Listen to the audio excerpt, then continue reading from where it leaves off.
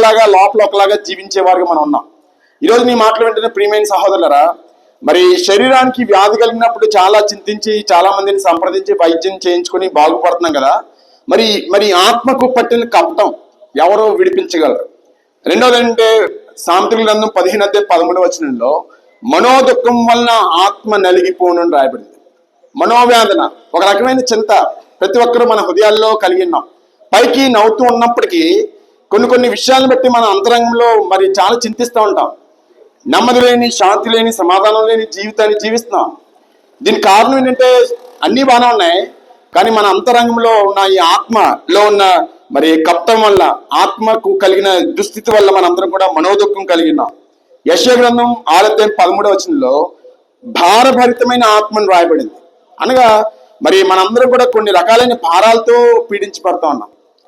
ఏమండి, పైకి మన నెత్తి మీద ఏం భారం కనబడకపోయినా మన అంతరంగంలో మరి ఈ యొక్క భారాన్ని మనం వహిస్తున్నాం. అందుకొరకే యేసు ప్రభు వారు ఇచ్చిన పిలుపు కూడా ప్రయాసపడి భారం మోసుకొంచున్న సమస్త జనులారని పిలిచారు ఆయన.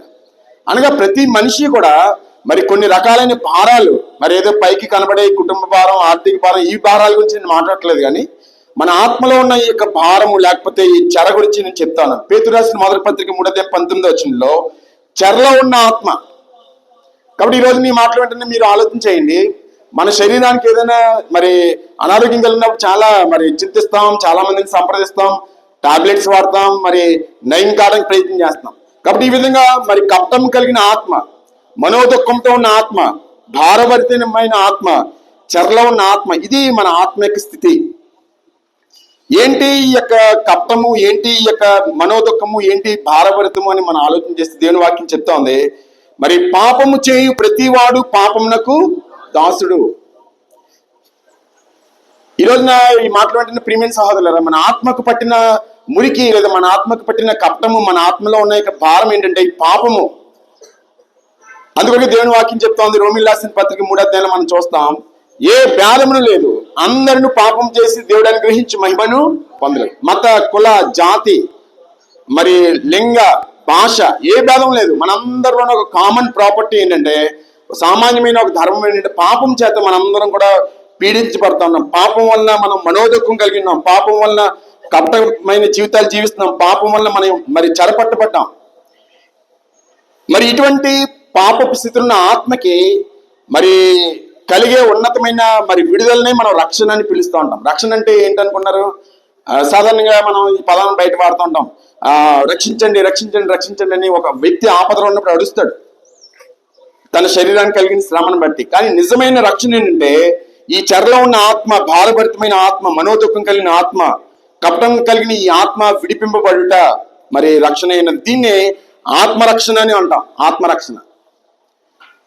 చాలా మంది ఈ లోకంలో ఆత్మరక్షణకు కరాటే నేర్చుకుంటా ఉంటారు. ఎందుకు మీరు కరాటే నేర్చుకుంటున్నారు, ఎందుకు ఈ యొక్క రకరకాల విద్యలు నేర్చుకుంటున్నారంటే వాళ్ళు చెప్పేది ఆత్మరక్షణ. కానీ నిజానికి అది ఆత్మరక్షణ కాదు. ఎవరైనా మనల్ని కొట్టడానికి వస్తే మన శరీరానికి దెబ్బలు తగలకుండా మనం కాపాడుకోవడానికి ఆ విద్యలు ఉపయోగపడచ్చేమో. కానీ మన ఆత్మరక్షణ ఈ కరాటే వల్ల అవదు. మన యొక్క ఆత్మరక్షణ మన యొక్క సొంత పనుల వల్ల మనకి ఆత్మరక్షణ అనేది జరగదు. కారణం ఏంటంటే, ఈ ఆత్మ మరి పాపం చేత, మరి దుఃఖం చేత, మరి ఈ కపటం చేత పీడించబడతా ఉంది. మరి ఏ విధంగా దీని నుంచి మనం విడుదల పొందగలం? అందుకొరకే యెషయా అనే ఒక ప్రవక్త దేవుని యందు భయభక్తులు కలిగిన వ్యక్తి అంటాడు కదా, 64:5 పాపముల్లో పడి ఉన్నాము, రక్షణ మాకు కలుగునా అని ప్రశ్నిస్తున్నాడు. అంటే దాని అర్థం ఏంటంటే, మేము రక్షణ పొందడానికి ఈ పాపములు మాకు అడ్డంగా ఉన్నాయి, ఈ పాపముల్లో పడి ఉన్న మాకు రక్షణ అనేది ఉందా అని మరి ఒక ప్రశ్న అతని జీవితంలో ఉండిపోయింది. దానికి సమాధానం యేసుక్రీస్తు ప్రభు వారి శిలువ మరణం ద్వారా మానవ జాతికి దొరికింది. యోబు గ్రంథం 10:12 అంటాడు కదా, నీ సంరక్షణ చేత నా ఆత్మను కాపాడుతుంది. దేవుడు మరి మనల్ని సృష్టించిన ఆ దేవుడు మరి రక్షణ లేని మనందరికీ కూడా రక్షణని ఇవ్వడానికి యేసు ప్రభు వారు ఈ లోకానికి రావడం జరిగింది. ఉన్న మతాల్లో ఒక మతాన్ని, కొత్త మతాన్ని స్థాపించడానికి రాలేదు. చాలా మంది అపోహపడుతున్నారు. యేసుక్రీస్తు ప్రభు అనగానే క్రైస్తవ మత స్థాపకుడు, కానీ ఎక్కడ కూడా బైబిల్లో అలాగూ రాయబడలేదు. ఆయన వచ్చిన ఉద్దేశము, జీవించిన ఉద్దేశము, ఆయన మరణించిన ఉద్దేశము ఒకటే. అదేంటంటే సర్వ మానవాళికి కూడా రక్షణను ఇవ్వడానికి యేసు ప్రభు వారు వచ్చారు. అందుకొరకు ఆయన జన్మించినప్పుడు కానీ, ఆయన జీవించినప్పుడు కానీ, ఆయన మరణించినప్పుడు కానీ ఈ విషయాలు మనం చాలా క్లియర్గా తెలుసుకుంటాం. ఉదాహరణకి ఆయన ఈ లోకంలో జన్మించేటప్పుడు మరి దేవుని దూత పరలోక నుండి వార్త తీసుకొచ్చింది ఆ దినాలున్న మనుషులకి. ఆ వార్తలో ఒక వార్త ఏంటి, మరి నేడు రక్షకుడు మీ కొరకు పుట్టినాడు. అలాగే యోసేపుతో గాని మరియతో గాని చెప్పిన మాటల్లో తన ప్రజలను వారి పాపముల నుండి ఆయనే రక్షించును. కాబట్టి యేసు ప్రభు వారు ఈ లోకంలోనికి రావడం వెనుక, జీవించడం వెనుక, మరణించడం వెనుక ముఖ్యమైన ఉద్దేశం ఏంటంటే నీకు నాకు విలువైన రక్షణను ఇవ్వడానికి. మన శరీరాన్ని బాగు చేసే వైద్యులు చాలా మంది ఉన్నారు, కానీ మన ఆత్మను బాగు చేసే వైద్యుడు, పరమ వైద్యుడు యేసు ప్రభు వారు. ఎలాగూ ఇది జరిగింది అని మనం అనుకుంటే కనుక ఈ రక్షణను ఇవ్వడానికి, మన ఆత్మకు పట్టిన పాపమును కడిగివేయడానికి యేసు ప్రభు వారు తన పవిత్రమైన పరిశుద్ధమైన రక్తాన్ని ఆయన మన కొరకు చిందించారు. ఇదే సిలువ వార్త. ఈ సిలువ వార్త ఏంటంటే నీకు నాకు రక్షణ మరి అనుగ్రహించబడింది. మరి ఏ విధంగా అయితే శరీరానికి వ్యాధి కలిగినప్పుడు మందుల ద్వారా మనం నయం కాబడుతున్నామో, అలాగే ఈ ఆత్మకు పట్టిన పాపము, ఆత్మకు పట్టిన ఈ మురికి, ఆత్మకు పట్టిన యొక్క కలంకము, కపటము, వీటినన్నిటిని తొలగించుకోవడానికి మరి విలువైన శ్రేష్టమైన రక్తాన్ని యేసు ప్రభు వారి కలువరి శిలువలో చిందించారు. ఆయన వచ్చిందే మరణించడం కొరకు, ఆయన జీవించడానికి అని ఈ లోకంలోకి రాలేదు. ఆయన వచ్చింది నీ కొరకు, నా కొరకు, నీకు నాకు జీవాన్ని ఇవ్వడానికి, నీకు నాకు రక్షణ ఇవ్వడానికి ఆయన మరణించడానికి వచ్చారు ఈ లోకంలోకి. అందుకొరకే దేవుని వాక్యంలో రాయబడిన మాటలు ఏంటంటే మరి అనేకుల కొరకై చిందింపబడిచిన నిబంధన రక్తము. మనిషి కుమారుడు పరిచారము చేయించుకుంటూ రాలేదు, కానీ పరిచారము చేయుటకును అనేకులకు ప్రతిగా విమోచన క్రైదనముగా తన ప్రాణము పెట్టడానికి వచ్చారు. యేసు ప్రభు వారే వచ్చింది నీ కొరకు నా కొరకు ప్రాణం పెట్టడానికి. కాబట్టి మాట్లాడుతున్న ప్రియమైన సహోదరులరా, మరి ఆత్మరక్షణ చాలా విలువైనది. ఏ వ్యక్తి అయితే ఈ లోకంలో ఆత్మరక్షణ పొందకుండా ఈ లోకయాత్ర ముగిస్తారో వారికి నిత్య జీవం అనగా పరలోకం, స్వర్గం అనేది ఉండదు. ఎందుకంటే ఆత్మకు పొందిన ఈ స్థితిని బట్టే మనం నిత్యరాజ్యంలోకి వెళ్తాం. పాపం నుండి విడిపింపబడితేనే మనం పరలోక రాజ్యం వెళ్తాం. అందుకొరకే మన పూర్వీకులు చేసిన ప్రార్థన ఒక విలువైన శ్రేష్టమైన ప్రార్థన. పాపోహం, పాపాత్మ, పాప సంభవ, కృపయాదేవ, శరణాగత వస్తులని పదాలు వాడారు.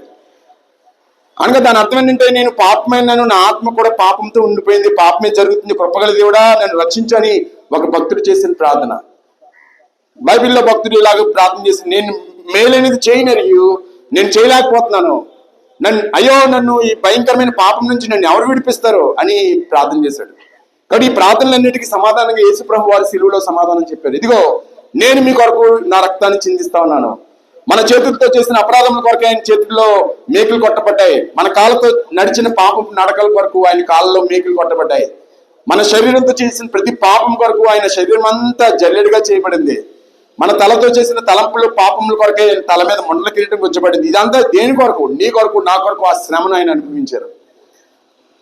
ఆ తల్లి గర్భంలో ఉన్న శిశువు గురించి కానీ, చిన్నగా ఉన్న బిడ్డ గురించి కానీ తల్లి ఏ విధంగా అయితే పచ్చిని చేస్తుందో ఆ బిడ్డ క్షేమం కొరకు, ఆరోగ్యం కొరకు, అలాగే మనందరి కొరకు, భూమి మీద ఉన్న ప్రజలను మనందరి కొరకు ఆయన సిలువ మీద ఆ పచ్చాన్ని ఆయన చేశారు. ఆయన మన పాపంనంతా తన మీద వేసుకున్నారు. కాబట్టి ఈ రక్షణ మరి ఇవ్వడానికి యేసు ప్రభు వారు మరణించారు. చేతగా కాదు, శక్తి లేక కాదు. యేసు ప్రభు వారు చనిపోయింది, యేసు ప్రభు వారు మరణించింది, రక్తం చిందించింది నీ కొరకు, నా కొరకు, నీ యొక్క నా యొక్క పాపం నుంచి విడుదల కొరకు. ఎందుకంటే దేవుని వాక్యం చెప్తా ఉంది, పాపం మరి రక్తము చిందింపబడకుండా ఆత్మకు పట్టిన పాపము పోదు. అలాగే మన దేశంలో రాబడిన పుస్తకాల్లో కూడా సర్వపాప పరిహారం, రక్త ప్రోక్షణం ఆవశ్యకం, తద్రక్తం పరమాత్మైన పుణ్యదాన బలియాగం అని అక్కడక్కడ మనం చదువుతూ ఉంటాం. కాబట్టి ఈ విధంగా మానవ జాతి రక్షణ కొరకై ఆత్మలన్నింటినీ రక్షించిన కొరకు యేసు ప్రభు వారు కలువరి శిలువలో మరణించారు. ఆయన తన రక్తాన్ని చిందించారు. ఆ రక్తం యొక్క ప్రభావము ఎప్పటికి కూడా పనిచేస్తానుంది. కానీ ఈ రక్షణ అందరికీ ఉచితం, కొంతమందికి కాదు. అందుకొరకు దేవుని వాక్యం చెప్తా ఉంది, సామాన్యులేమి, సామంతులేమి, ధనికులేమి, దరిద్రులేమి, లోక నివాసులు నా వైపు చూచి రక్షణ పొందండి, నేనే దేవుడనని ప్రభు బోధిస్తా ఉన్నారు. లేకపోతే ఈ మాటలు ఏంటని మీరు ఆలోచన చేయండి. మరి ఈ రక్షణ పొందాలని మనం ఏం చేయాలి అనే ఆలోచన మనకి రావచ్చు. చాలా సంవత్సరాల క్రితం ఒక జైల్లో ఉన్న ఒక అధికారికి ఈ ఆలోచన వచ్చింది. అయ్యలారా, రక్షణ పొందడానికి నేనేమి చేయవాలి? ఈ రోజున మనం భూమి మీద జీవిస్తున్నాం, ధనవంతులు అవ్వాలంటే ఏం చేయాలి, లేకపోతే బాగా చదువుకోవాలంటే ఏం చేయాలి, ర్యాంక్ రావాలి, ఇలాంటి ప్రశ్నలతోనే మనం వెళ్ళిపోతున్నాం. మంచిది, అవన్నీ తప్పని నేను అంటలేదు, కానీ దానికంటే చాలా విలువైంది ఏంటంటే రక్షణ పొందాలంటే నేను ఏం చేయాలి? మన ధనం వల్ల కొద్దికాలం సౌఖ్యంగా ఉండొచ్చు, మన విద్య వల్ల కొద్దికాలం సౌఖ్యంగా ఉండొచ్చు, ఆరోగ్యం వల్ల కొద్దికాలం సౌఖ్యంగా ఉండొచ్చు, కానీ రక్షణ వల్ల ఈ లోకంలోనూ రాబోతున్న లోకంలోనూ చిరకాలము, కలకాలము, యుగయుగాలు, తరతరాలు మరి నిత్యత్వంలో ఉంటాం. అందుకొరకే ఈ రక్షణను మనం పొందుకోవాలి. కాబట్టి రక్షణ కావాలనే ఆలోచన మీ హృదయాల్లో రావాలి. రక్షణ పొందాలంటే నేనేం చేయాలి? కీర్తన 12:5 అంటారు కదా భక్తులు, రక్షణను కోరుకోని వారికి ఆయన రక్షణను కోరుకోవాలి. చాలా విలువైన ఈ రక్షణ కోరుకోవాలి. విలువైన వస్తువులు కోరుకుంటాం, బంగారం కోరుకుంటాం, లేకపోతే వెండి కోరుకుంటున్నాం, లేకపోతే మంచి ఉద్యోగాలు కోరుతున్నారు, మంచి ఇల్లు కోరుతున్నారు, మంచి వస్తువులు కోరుకుంటున్నాం, మంచిదే. కానీ వీటన్నిటి వల్ల కొద్ది కాలం ఈ లోకంలో మీరు సౌఖ్యంగా ఉండగలరు. కానీ రక్షణను కోరుకునే వారికి ఏమవుతుందంటే ఈ లోకంలోనూ రాబోతున్న మరి నిత్యత్వంలో కూడా గొప్ప సంతోషం అనేది ఉంది. కాబట్టి రక్షణను కోరుకోవాలి. రక్షణ గురించి అడగాలి, ఎంక్వైరీ చేయాలి. ఊరికే దొరకదు ఈ రక్షణ. రక్షణను మనం మరి అన్వేషించాలి, రక్షణను కోరుకోవాలి. అన్నిటికంటే మించి అపోస్తలుల కార్యాలు 16:3 అంటాడు కదా, యేసునందు విశ్వాసం ఉంచుము, అప్పుడు నీవును నీ ఇంటి వారిని రక్షింపబడదు. కాబట్టి ఈ రక్షణ అనేది అనుగ్రహించేవారు కేవలం యేసు ప్రభు వారు మాత్రమే.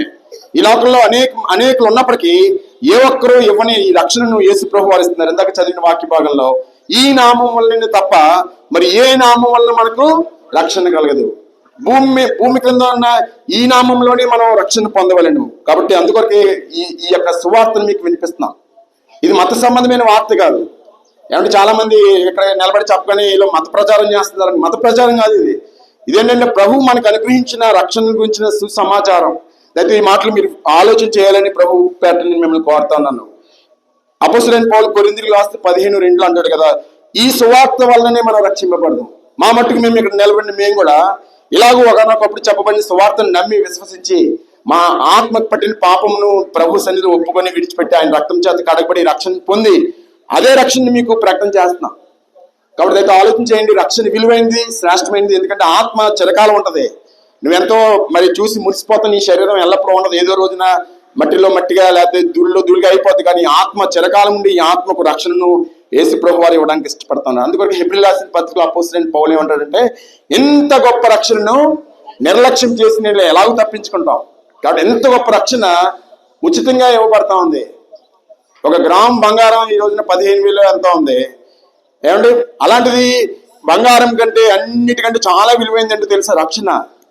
ఇంత గొప్ప రక్షణ ఉచితంగా ప్రభు నీకు ఇవ్వడానికి ఇష్టపడుతున్నారు. ఎలాగంటే నువ్వు ఉన్న చోట ఉన్న పోటున మన స్థితిని గ్రహించి, ప్రభు నా ఆత్మ నా అంతరంగంలో పాపం ఉందనైనా నన్ను క్షమించు, మీరు నా కొరకు చేసిన ఆ కార్యంలో మీరు నా కొరకు చిందించిన రక్తం ద్వారా నన్ను కడుగు, పవిత్రపరచు, పరిశుద్ధపరచు, నన్ను బిడ్డగా అంగీకరించని ఎవరైతే అడుగుతారో వారందరికీ ఎటువంటి భేదం లేదండి. ఇంకా మీరు సీనియరా జూనియరా మీ కులం మీ మతం ఇవేమీ చూడటం ప్రభు. అందుకొరకే యోహాను రాసిన సువార్త 1:12 తన్ని అందరూ అంగీకరించడం వారందరికీ అనగా ఆయన నామం నుండి విశ్వాసించినటువంటి వారికి దేవుని పిల్లలకు ఆయన అధికారము అనుగ్రహించాడు. ఈ రోజున ఈ ప్రాంతంలో జయరామారపేట ప్రాంతంలో మీ అందరికీ కూడా దేవుడు అధికారాన్ని ఇచ్చాడు.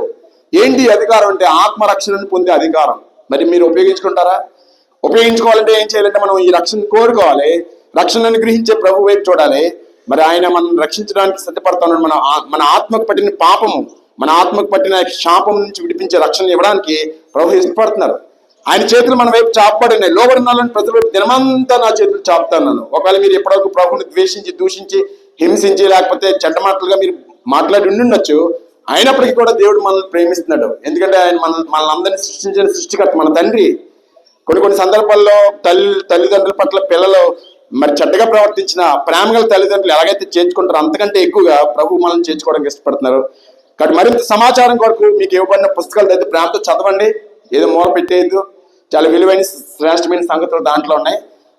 మరికొన్ని వివరాల కొరకు ఇంకో పరిశుద్ధ గ్రంథం ప్రపంచంలో ఎక్కువ భాషల్లో తర్జుమా చేయబడి ప్రతి దినము కోట్లాది మంది చేత చదవబడుతున్న గ్రంథం. ఇంకా ఇక్కడ మేము అందరం కూడా ఈ గ్రంథం కలిగి ఉన్నాం.